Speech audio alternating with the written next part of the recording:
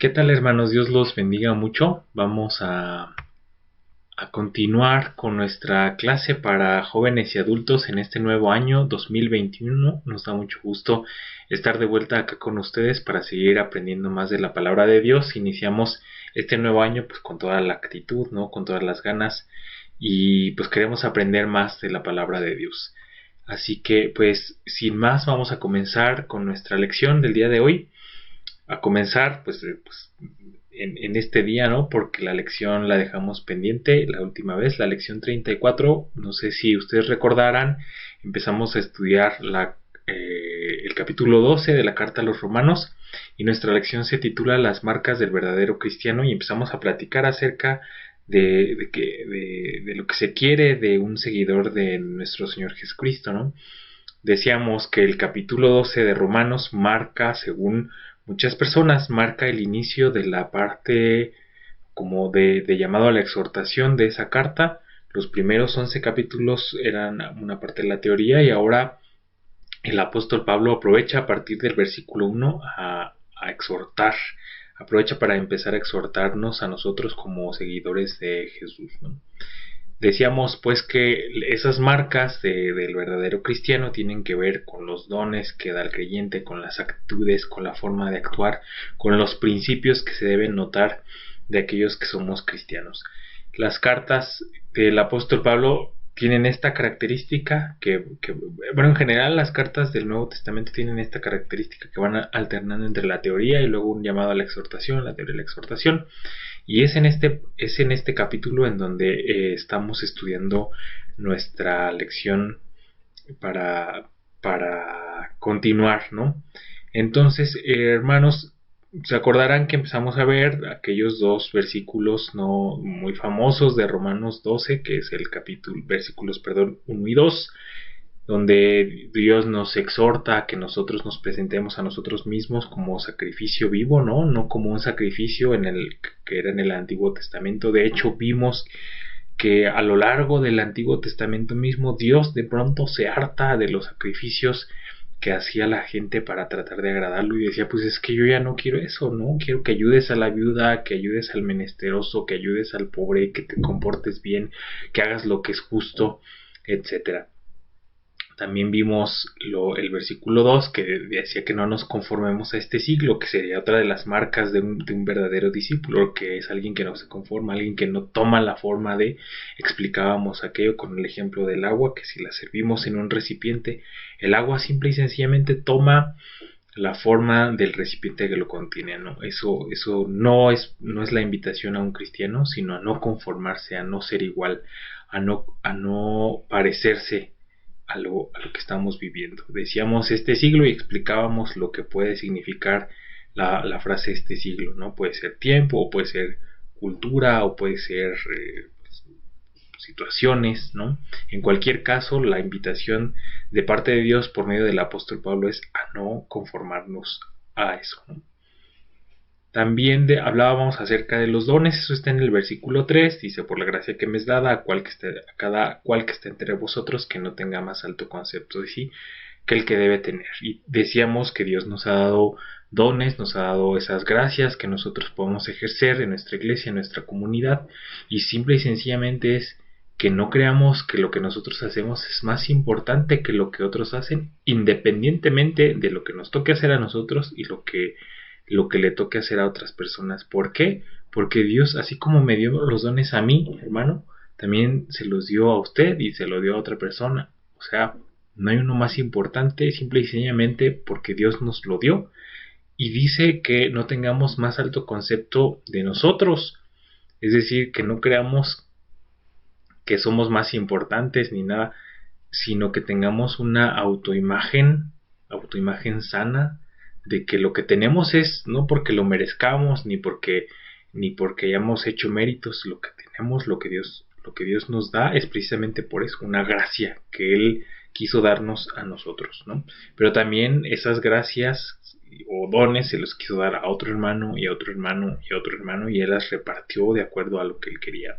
De hecho, de eso habla el versículo 4 cuando dice que todos somos un cuerpo, que todos somos miembros de un cuerpo, pero cada uno de nosotros tenemos una diferente función Y el versículo 5 dice que nosotros, siendo muchos, somos un cuerpo en Cristo y todos miembros unos de los otros. Es decir, que nos necesitamos, así como mi cuerpo, para poder alimentarse, pues necesita una boca que pueda recibir la comida, necesita un estómago que pueda procesarlo, necesita, pues qué sé yo, enzimas y ácidos que puedan hacer funciones, etcétera, ¿no? O sea, no es solamente la responsabilidad de un solo miembro de mi cuerpo, sino de muchas otras cosas, ¿no?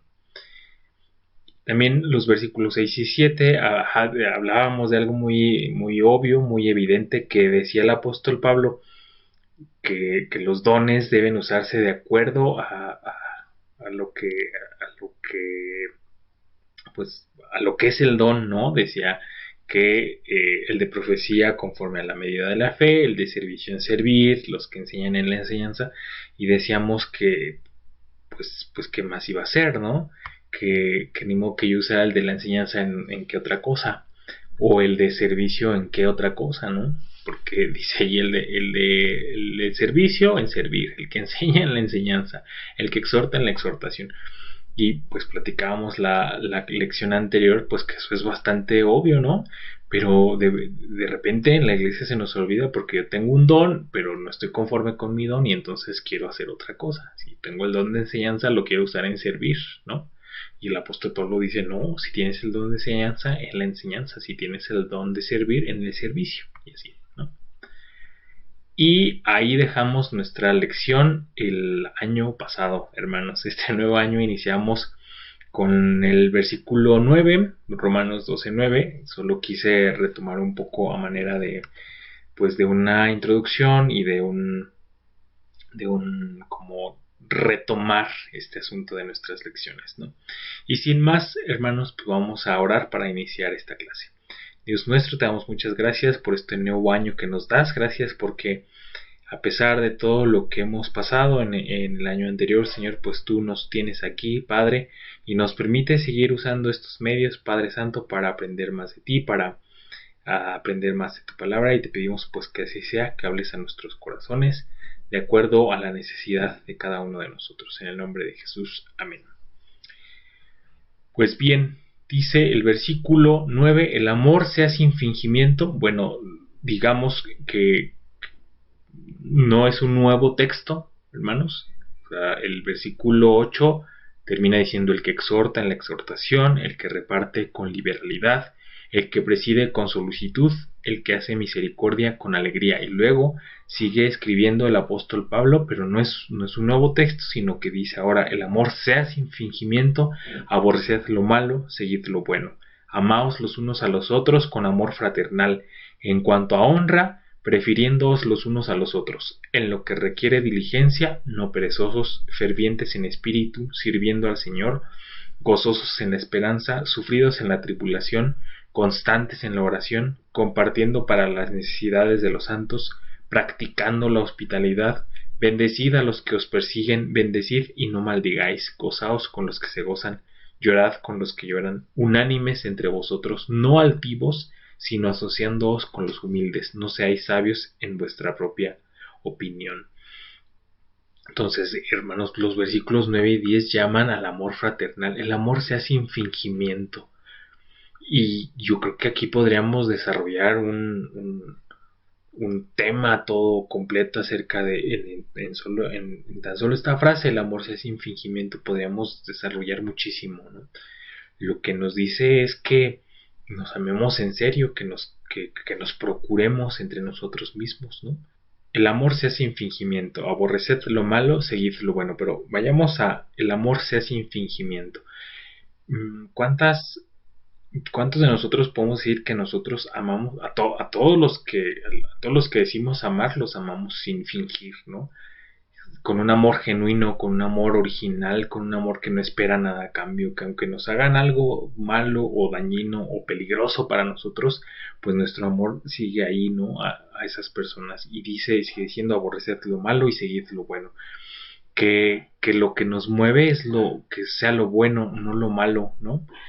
Y sigue diciendo amaos los unos a los otros con amor fraternal en cuanto a honra, prefiriéndoos los unos a los otros. Es decir, que yo pues prefiera estar, hermano, con usted, con mi propia iglesia, que no ande buscando en otro lugar, ¿no? Que nos prefiramos entre nosotros, que nos busquemos, que nos procuremos, que nos preocupemos también en el buen sentido. O sea, por preocupación no me refiero a estar todo el tiempo con el alma en un hilo, como decimos, sino a ocuparnos de las necesidades de nosotros mismos, ¿no?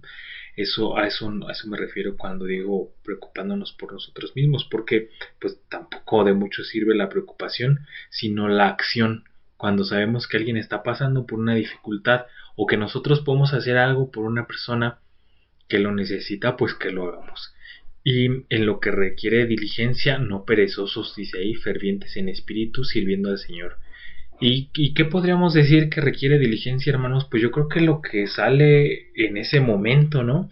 Por ejemplo, en estos tiempos que tenemos lo de la pandemia, pues a lo mejor una cosa que requiere diligencia es en llevarles cosas a los que más necesitan, ¿no? Lo digo por la labor que hace nuestra iglesia de entregar despensas, pues a lo mejor en este momento, si siempre es importante entregar despensa a las personas que no tienen, porque el mismo Jesús decía, ¿se acuerdan? Nuestro Señor Jesucristo decía, los pobres siempre los van a tener, ¿no? Entonces, en ese momento decía, es más importante que sigan lo que les estoy diciendo porque los pobres siempre los van a tener. Pero a lo mejor este tiempo en el que, pues evidentemente nuestro Señor Jesús ya no está, pero sí tenemos a los pobres, pero además tenemos un asunto apremiante que es lo de la pandemia, pues a lo mejor, por poner un ejemplo, en este momento lo que requiere diligencia es que entreguemos despensas bien, ¿no? Que nos organicemos, que lo hagamos rápido. También se me ocurre, hermanos, que algo que requiere diligencia en este momento es que procuremos no alejarnos de nuestra iglesia, ¿no? Sabemos que no podemos congregarnos, sabemos que es peligroso que salgamos a la calle, ¿no? Sabemos que es importante que sigamos las instrucciones de seguridad, pero también sabemos que nuestra vida espiritual es muy importante. Es probablemente lo que más deberíamos cuidar porque de ello depende nuestra eternidad, ¿no? Entonces, pues otra cosa que creo que merece la pena ser diligentes es en procurar cultivar nuestra vida espiritual, ¿no? En no dejar de procurar crecer, seguir creciendo en el espíritu, de seguir cultivando nuestro conocimiento acerca de Dios a través de, por ejemplo, pues de conectarnos en los cultos, de conectarnos en los momentos de oración con nuestro pastor, en seguir estudiando la palabra de Dios. Eso requiere diligencia, no perezosos, fervientes en espíritu y sirviendo al Señor. Qué importante es este asunto de seguir sirviendo a nuestro Dios, porque se puede seguir sirviendo al Señor en medio de esta situación. Entonces, estos versículos 11 y 12 nos llaman a la perseverancia, a seguir siendo esas personas de empuje, que no nos detenemos ni siquiera en medio de estas circunstancias. Dice el versículo 12, gozosos en la esperanza, sufridos en la tribulación, constantes en la oración. Y ese versículo 12, hermanos, qué pertinente es en este momento de dificultad, en este momento donde pues no hay mucho que hacer. ¿Está usted de acuerdo? O sea, me refiero a no, nosotros qué podemos hacer para que esta situación mejore en cuanto a hacer activamente algo. Pues no, más bien nuestra responsabilidad es de alguna forma pasiva, ¿no? Ya decía, pues no salir a la calle, cuidarnos, procurar nuestra salud. Pero este versículo 12 dice gozosos en la esperanza, es decir, que en este momento de dificultad podemos tener ese gozo que nos da la esperanza, hermanos, de que viene algo diferente, de que el tiempo está por cambiar, de que Dios no nos va a dejar así para siempre. Yo no sé si es a través de la vacuna o no lo es, pero gozosos en la esperanza. Mantenernos ahí, sabiendo que Dios, aún en medio de esta tribulación o dificultad, pues tiene planes, ¿no? De hecho, a mí me parece que este asunto de la pandemia, pues llama a las personas a acercarse a Dios porque una vez más muestra nuestra vulnerabilidad, muestra que, como hemos dicho siempre, nadie tiene la vida comprada, ¿no? Entonces es un buen momento, un excelente momento, una excelente oportunidad para acercarnos a Dios.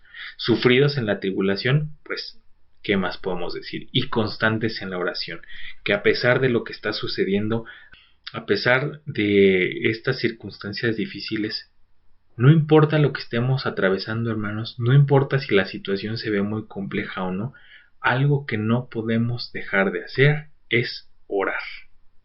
No podemos dejar de orar, constantes en la oración, dice la palabra de Dios.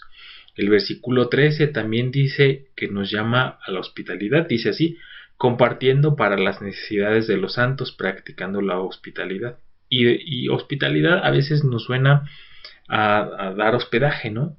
Y ciertamente eso significa pues, hospedar, ¿no? Hospedar. Pero el versículo 13 empieza diciendo compartiendo para las necesidades de los santos. Es decir, sería medio, pues no iría de acuerdo a la situación que estamos viviendo ahorita, pues abrir nuestra casa y decir, vengan todos, vengan, entren aquí a la casa, vemos cómo le hacemos, pues sería algo que no sería muy responsable en este momento, ¿no? Abrir nuestra casa para hospedar, pero sí podemos compartir para las necesidades de los santos. En la medida de nuestras posibilidades, tampoco estoy diciendo que todos lo tengan que hacer, pero en la medida de las posibilidades de cada quien, pues compartir para las necesidades de los santos. Y en este sentido es diferente a lo de las despensas, porque las despensas pues puede ser para cualquier persona, ¿no?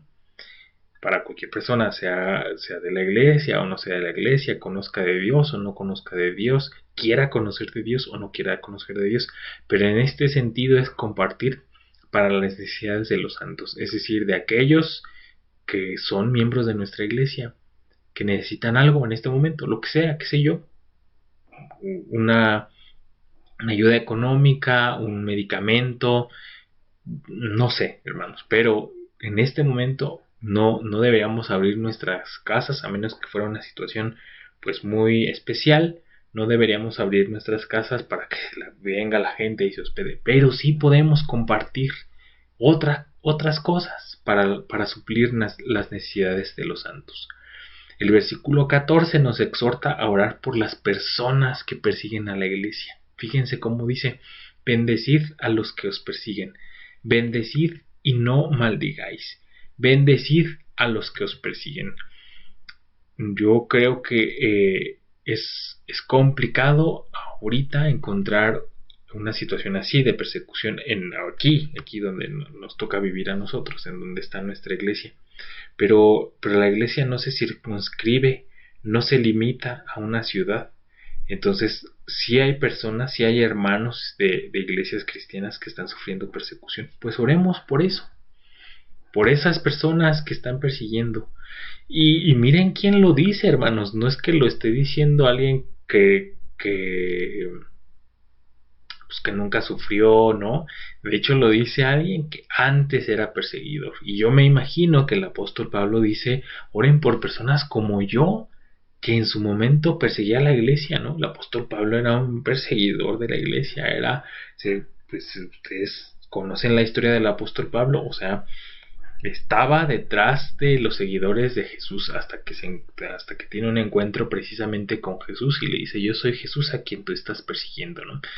Entonces yo me imagino que el apóstol Pablo está diciendo, hay otros como yo que necesitan escuchar la palabra, que necesitan dejar de perseguir a la iglesia, que necesitan que alguien ore por ellos, así como pues yo creo que alguien oró por el apóstol Pablo, ¿no? Entonces, hermanos, pues eso es, pues oremos por las personas que persiguen a la iglesia, ¿no? Hay que bendecirlos, hay que bendecirlos, pedir por ellos bien, no pedir por ellos mal, porque dice aquí, bendecid y no maldigáis. Sigue diciendo, gozaos con los que se gozan, llorad con los que lloran. El versículo 15 es un llamado a la solidaridad, que podría ser otro valor, decíamos, o una marca de un verdadero cristiano. Gozaos con los que se gozan, llorad con los que lloran. Un llamado a la solidaridad. El versículo 16 es un llamado a la unidad y a la humildad, unidos, ¿no? Entre vosotros, no altivos, seamos humildes, no altivos, no nos creamos más que los demás, entre otras cosas, hermanos, porque no somos más que los demás, ante Dios todos somos iguales, sino asociándonos con los humildes, no seamos sabios en nuestra propia opinión. Sigue diciendo el versículo 17, no paguéis a nadie mal por mal, procurad lo bueno delante de todos los hombres. Si es posible, en cuanto dependa de vosotros, estad en paz con todos los hombres. No os venguéis vosotros mismos, amados míos, sino dejad lugar a la ira de Dios, porque escrito está, mía es la venganza, yo pagaré, dice el Señor. Así que si tu enemigo tuviere hambre, dale de comer, si tuviere sed, dale de beber, pues haciendo esto, ascuas de fuego amontonadas sobre su cabeza. No seas vencido de lo malo, sino vence con el bien el mal. Los versículos del 17 al 20 hablan muy claramente de la venganza. Dice ahí que no paguemos mal por mal, ¿no? No, aquello de si el que me la hizo me la paga, no aplica para una persona cristiana. No es una marca de un verdadero cristiano. La marca es no pagar a nadie mal por mal, sino procurar lo bueno para todos. Y dice el versículo 18, si depende de ti, pues tú procura estar bien con todos, ¿no? Si no depende de ti, si tu vecino no quiere estar bien, pues qué más puedes hacer, pero en lo que dependa de nosotros, estar bien con todos. El versículo 19 aconseja que dejemos la venganza en manos de Dios. ¿Por qué? Porque Él dijo que la venganza es suya. En Deuteronomio 32:25, Dios dijo que la venganza es suya, no nos corresponde a nosotros. Entonces, si algo es de Dios, pues dejémoselo a Dios, Él hará lo que corresponda. El versículo 20 nos desafía a hacerle bien a los que nos hacen daño. Fíjense lo que dice, así que si tu enemigo tiene hambre, dale de comer, si tiene sed, dale de beber, pues haciendo esto, ascuas de fuego amontonadas en su cabeza. Así que si nuestro enemigo un día tiene hambre, hermanos, pues démosle de comer, invitémosle un platillo, ¿no? Si un día sabemos que nuestro enemigo tiene sed, pues regalémosle una coca bien fría, ¿no? A menos que sea diabético, pues coca sin azúcar, ¿no? Pero hagamos el bien a las personas que nos hacen daño. Y el versículo 21 pues resume las enseñanzas de todo el capítulo. Dice, no seas vencido de lo malo, sino vence con el bien el mal. Muy bien, hermanos, pues pasemos muy rápidamente a la aplicación. Yo creo que no hay mucho más que agregar, hermanos. Ya fuimos viendo qué marcas son aquellas del verdadero discípulo, ¿no? No buscar el mal, buscar el bien, no creerme superior, renovarme, no conformarme a este siglo, a los valores, ¿no? Esas son las marcas, los dones, por supuesto, los dones espirituales, en la enseñanza, el servicio. No dejar contaminarnos por los valores, ¿no? Nuestro sistema político, nuestro sistema económico y nuestro sistema social fomentan un individualismo bárbaro, ¿no? Se piensa que el gobierno está para buscar nuestro bienestar personal. Nosotros mismos votamos por líderes que prometen beneficiarnos a nosotros, ¿no? Pagar menos impuestos, no importa que el gobierno luego tenga una deuda mayor. Procuramos hacer negocios que nos dejen ganancias, incluso en ocasiones a costa de la ignorancia de otros, no necesariamente ¿cómo decirlo? O sea, no para aprovecharnos de que él pierda, ¿no? Sino a través de la ignorancia o la debilidad de otros yo beneficiarme. Buscamos libertad para actuar como queremos sin importar que otras personas puedan sentirse mal o pensar o que lo que piensen no nos importa, ¿no? Las comunidades religiosas no están exentas, hermanos, tampoco. Las iglesias, las comunidades de fe no están exentas de este individualismo, ¿no? Se ha sabido de muchas iglesias donde pues, las personas buscan su beneficio propio, el reflector, beneficios económicos. Pues eso no va. Pablo nos exhorta a renovar nuestra manera de pensar, a estar por encima de eso. Ya lo explicábamos en clases anteriores. No conformarnos significa que que yo no me voy a hacer a la forma de este mundo, de las tranzas, de los beneficios que tiene la ley o de los huecos legales. Dios nos llama a estar por encima de eso, ¿no? Pensar con la mente de Cristo significa que afirmamos los valores que dirigieron la vida de nuestro Señor Jesús. Quiere decir que afirmamos el amor, que afirmamos la justicia y que afirmamos el sacrificio propio, ¿no? Quiere decir que valoramos la obediencia a Dios sobre todas las cosas. Quiere decir que en lugar de buscar nuestro propio bienestar, buscamos agradar a Dios por medio del servicio a los demás. Eso significa, esas son las marcas del verdadero cristiano. El tema de los valores nos lleva a los dones o habilidades que Dios nos da como creyentes. Decíamos que la lista que está aquí y otras que aparecen en 1 Corintios, pues deja claro que el propósito de estos dones es edificar el cuerpo de nuestro Señor Jesucristo. Una vez más vemos el sentido colectivo de comunidad que fomenta el texto. Lo que yo hago es para el beneficio de usted y de otro hermano y de la comunidad en general, no mi beneficio, ¿no?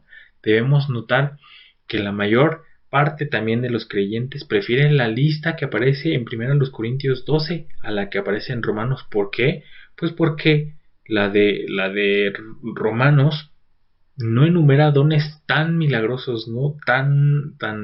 Ya decíamos, ¿no? Como sanar enfermos, como hablar en lenguas.